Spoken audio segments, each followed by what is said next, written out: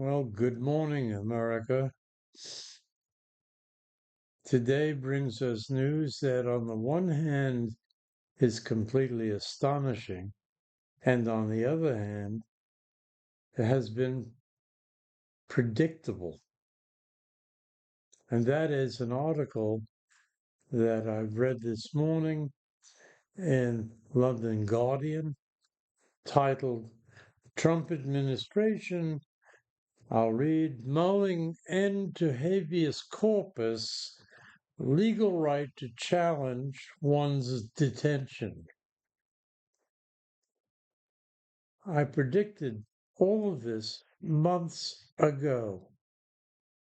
What is horrifying is how quickly it's being incorporated into this regime's dogma and physical set of actions, alongside of everything else, that is. Let me read from the article. Presidential advisor Stephen Miller announces potential move which U.S. has made only 4 times in history.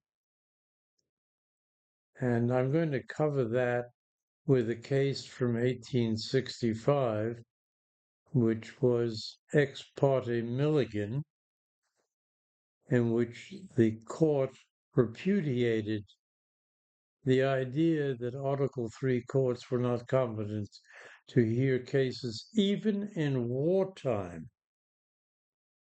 But let's go on with the article. The Trump administration is considering suspending the writ of habeas corpus, the legal right to challenge one's detention.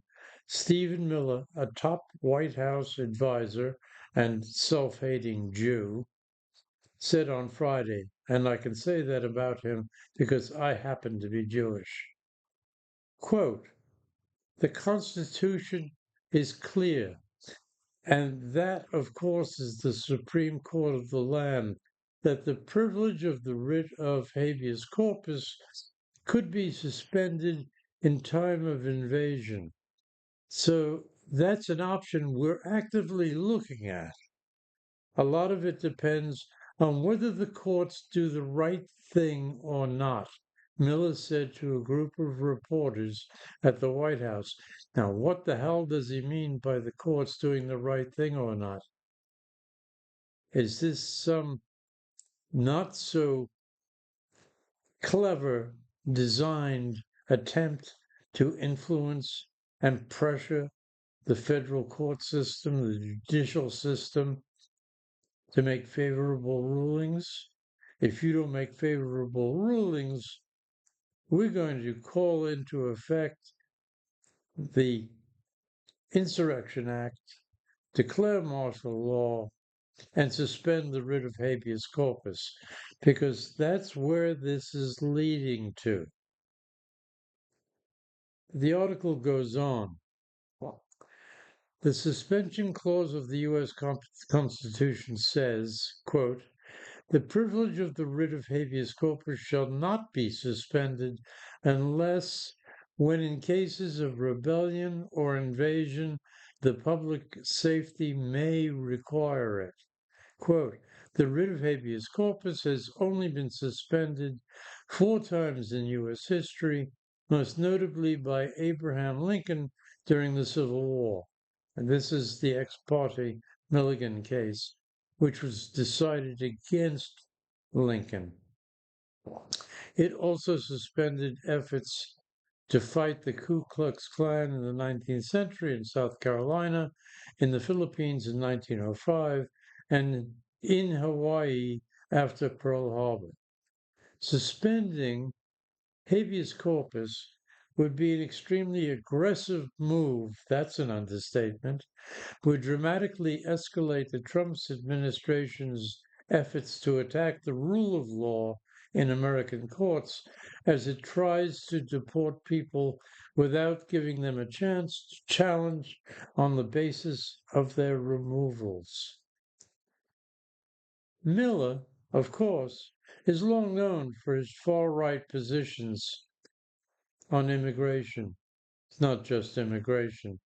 Sought to deploy a maximalist approach in carrying out mass deportations, an issue I dealt with yesterday. The U.S. government has already produced little evidence to justify immigrant deportations, and in some cases has sought to remove students in the United States legally for expressing their views, specifically support for Palestinians, falsely aligning that to the possibility of their being anti Semites, which may be possible. But I, as a Jew, also support the Palestinians and deplore the actions of Netanyahu and his fascist government. Anyway, I digress. Many of the immigrants that the Trump administration has moved aggressively to deport, including Mohammed Khalil and Rumeysa Ozturk, have filed habeas petitions challenging efforts to deport them. Now, the administration has already attempted to deport people without due process by invoking, insanely, the Alien Enemies Act of 1798, an 18th century law that allows the president to do so in a time of war. We are not at war. But the Trump administration has tried to justify its use of wartime authorities in peacetime granted by the law by arguing that the U.S. is under invasion, of course, by Tren de Aragua, a Venezuelan gang. But of course, that is not how the law was written. The U.S. must be invaded by or under invasion by another foreign nation, not a gang, in peacetime. However, federal judges appointed by 6 different presidents, including Trump, have rejected the administration's claim that the United States is under invasion and blocked the removals.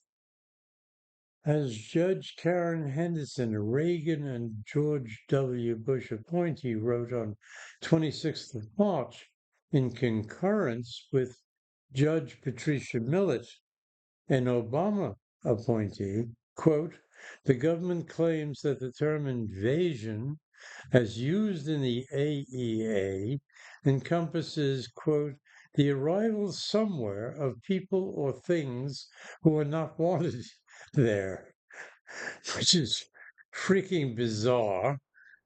The text and its original meaning say otherwise. The theme that rings true is that an invasion is a military affair, not one of migration. Judge Stephanie Gallagher, a Trump appointee, echoed that rejection of the government's claim to be facing an invasion, writing on 23 April that the administration's lawyers, quote, have provided no evidence or even any specific allegations as to how anyone who entered the country as an unaccompanied minor and later sought asylum poses a threat to public safety. And by the way, no one has ever mentioned that I can recall the fact that the United States has, without reservation, signed on to international treaty law, which is the Supreme Court of this land under the Supremacy Clause, to give asylum seekers an opportunity to have their cases heard.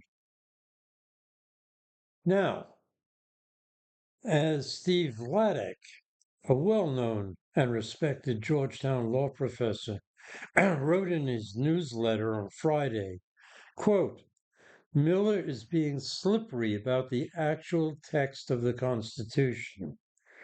The suspension clause, quote, does not say habeas can be suspended during any invasion, Vladeck noted, and it actually says that the right, quote, shall not be suspended unless when in cases of rebellion or invasion, the public safety may require it. The whole point is that the default is for judicial review, except when there is a specific national security emergency in which judicial review could itself exacerbate the emergency, Vladeck argued. Quote, the emergency itself isn't enough. Releasing someone like Ozturk from immigration detention poses zero threat, no threat to public safety, unquote. And the article concludes, but while courts have tried to stop the administration's efforts to unlawfully deport people, Trump has attacked judges for ruling against him and in some cases openly defied the courts. As is evidenced, this is me now, not the article, as in some cases, such as the Abrego Garcia case and the case of the 250 Venezuelans, even though ordered by the Supreme Court to facilitate their return, we're bogged down and enmeshed in litigation in the lower federal courts where judges are seeking contempt orders which take us absolutely nowhere towards affecting the return of these people and others who we do not know about, who've also been deported and imprisoned.